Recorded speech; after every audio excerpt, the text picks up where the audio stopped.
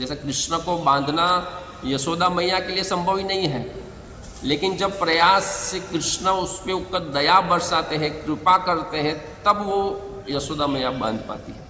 उसी तरह से एक तरफ होना चाहिए हमारे सख्त प्रयास मतलब जबरदस्त, हर रोज मंगला आरती, संसार दावन और गुरु को प्रार्थना करते हुए, गुरु शिष्य परंपरा को प्रार्थना करते हुए, नरसिंहदेव भगवान को प्रार्थना करते हुए, गौर निताई को प्रार्थना करते हुए, राधा दामोदर को प्रार्थना करते हुए, सुबह 4:30 बजे से ही लगे हुए कि रात को सोते तक यही चेतना कि भगवान कब मैं ऊपर उठूं, कब मैं आपको प्राप्त करूं, कब मैं इस अवस्था को प्राप्त करूं, कैसे मैं जन्म मृत्यु में से निकलूं, कैसे मैं आपकी सेवा करूं। इस चेतना ने में जब कोई व्यक्ति, भले इस चेतना में हम नहीं रह सकते, अभी हमारा जो स्टेज है, हमारा जो लेवल है, उस लेवल में हम ये श्लोक का पालन अभी की परिस्थिति में तो हमारे से संभव ही नहीं है, जनरली साधारणतः सामान्य हम जो सब लोग हैं उसमें। लेकिन ये संभव है कि हम सुबह 4:30 बजे भगवान को प्रार्थना करें, पूरा दिन ब्रह्मचर्य का पालन करें, पूरा दिन इंद्रियों का संयम करें, पूरा दिन भागवतम पढ़े, भगवद्गीता पढ़े, भक्तों का संग करें, भक्तों के संग में अनर्थ निवृत्ति के बारे में बातें करें। ये सब कुछ संभव है। रात को सोते सोते भगवान को प्रार्थना करें, सिर्फ प्रसाद ही खाए, 4 नियमों का दृढ़ता से पालन करें और हर क्षण ये सोचे कि हम कैसे भगवान को प्राप्त करें। भौतिक चित्त में, माया में, इंद्रिय भोग में अपने आप को मत डालें। अगर वो जाता भी है तो हम वापस उसको खींच रहे, ये सब हम अभी कर सकते हैं, ये सब करना पॉसिबल है। तो ये सब करते करते एक दिन जब भगवान कृष्ण प्रसन्न हो जाएंगे, वो हमारे पे दया बरसाएंगे, हमारे पे कृपा बरसाएंगे, तो ये लेवल आ जाएगा।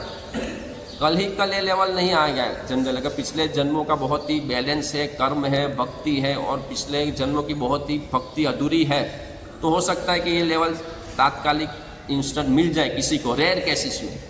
लेकिन जनरली तो ये पूरे प्रोसेस में आना ही पड़ेगा। अभी उत्तरायण आएगी तो पतंग आकाश में उड़ रही है और एक नादान सा बच्चा पप्पा के बोला, पप्पा ये डोर पतंग के साथ कनेक्ट है ना, इसलिए पतंग ऊपर नहीं जाती, आकाश में बहुत ऊंची जानी चाहिए, डोर को काटो। तो पप्पा बोलेगा, बेटा डोर को नहीं काट सकते। नहीं तुम काटो तो ही पतंग ऊपर जाएगी। तो जो पप्पा ऐसे ही डोर को काट देगा तो देखो पप्पा पतंग कितनी ऊंचे गई, लेकिन वो कुछ पल के लिए पतंग ऊपर गई। जब डोर काटते तो ऐसा लगता है कि ऊपर जा रही है, 2 मिनट के लिए ऊपर जाएगी, फिर ऐसे नीचे गिरेगी कि वो गटर में जाएगी, लोगों के हाथों में जाएगी और फट जाएगी। तो वो डोर के साथ कनेक्ट थी तो ऊपर जा रही थी। धैर्य रखो और धीरे धीरे पवन आएगा और डोरी का ढील देके धीरे धीरे पतंग ऊपर जा रहा था। धैर्य नहीं है, धीरज नहीं है छोटे बच्चे में। तो बोलेगा पापा काटो, पापा ने बोले देखो काटता हूँ क्या होता है। तो उसी तरह से हम जब नियमों को पकड़ते हैं, भाई 4 नियमों को दृढ़ता से पालन करना, व्यभिचार नहीं, मांसाहार नहीं, जुआ नहीं, नशा नहीं, चाय भी नहीं, ये सब नियम तो हमको भगवान से दूर ले जाते हैं। पूरा दिन ये नियम, ये नियमों को ऊपर जाने से रोकते, तोड़ो ये नियम को।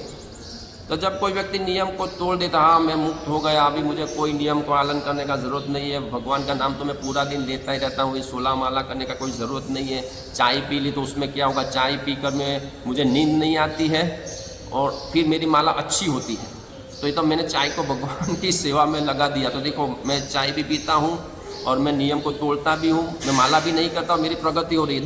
2 दिन ऐसा लगेगा मेरी प्रगति हो रही है, फिर ऐसा गिरेगा बेटा कि तू भगवान का नाम ही नहीं ले पाएगा। तो ये नियम हमको बांधते नहीं हैं, ये नियम हमको ऊपर ले जा रहे हैं।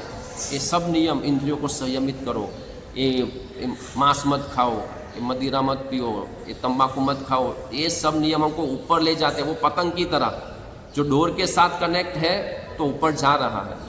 इसलिए पतंग आकाश में तभी उड़ सकता है जब उसके साथ में डोर हो। पतंग आकाश में तभी उड़ सकता है जब उसमें साथ में डोर हो। भक्ति सुदृढ़ तभी हो सकती है जब साथ में नियमों का भी जोर हो। भवसागर को तो हम यूँ चुटकियों में पार कर सकते हैं अगर हमारे साथ में माखन चोर हो। अगर हमारे साथ में माखन चोर है, कृष्ण हमारे साथ में, तो भवसागर तो यूँ चुटकियों में पार कर जाएंगे। क्या मुसीबत है ये। भगवान क्या कहते हैं कि भाई गाय के छोटे वाछड़ है, छोटा बच्चे का जो खर होता है उसको कितना छोटा सा होता है, वो पैर का निशान, उसमें थोड़ा सा पानी भरा होता है, वो एक 2 साल का 5 साल का बच्चा भी जंप कर सकता है। तो जो भगवान की शरण में उसके लिए भवसागर इतना हो जाता है, वो प्रैक्टिकली हो जाता है। ऐसा नहीं कि पकड़ लिया प्रभु हो गया मुझे समझ में आ गया, ऐसा नहीं है। ये सच में ऐसा होता है। जो भगवान की भक्ति में लगता है उसके लिए भवसागर तो कुछ नहीं है, लेकिन उसके ऊपर माखन चोर की कृपा होनी चाहिए।